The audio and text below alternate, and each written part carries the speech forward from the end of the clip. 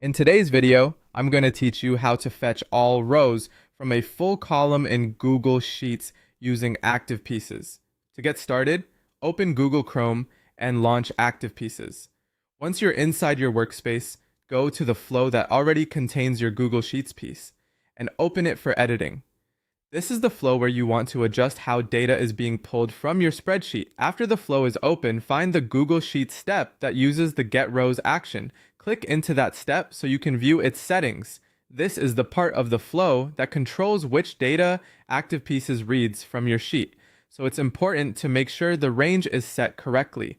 Next, look for the range field. In this field, you'll want to enter the full column notation instead of a smaller range. For example, if you want to retrieve every row from column A, type AA.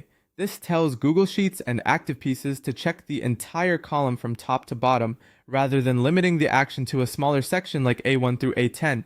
Using full column notation is especially helpful when your sheet is constantly growing, because it allows the flow to continue picking up new rows without needing manual updates later. Once you've entered the full column reference, take a quick moment to review the rest of the step and make sure you're working in the correct sheet and tab. Even if the range is formatted properly, selecting the wrong location in the spreadsheet can lead to confusing results. When everything looks good, test the step. Run the test directly from the Get Rows action and wait for Activepieces to return the output. What you want to confirm here is that it successfully fetches all rows across the full column you specified.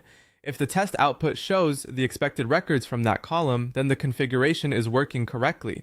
If the results don't look right, the most common thing to check is the range format. Make sure it's written exactly as a full column reference, such as AA, with no extra characters or spaces. A small formatting mistake can prevent the action from reading the data the way you expect. And that's it. You've updated the Get Rows action in Activepieces to read all rows from an entire column in Google Sheets, making your automation more flexible and easier to maintain over time.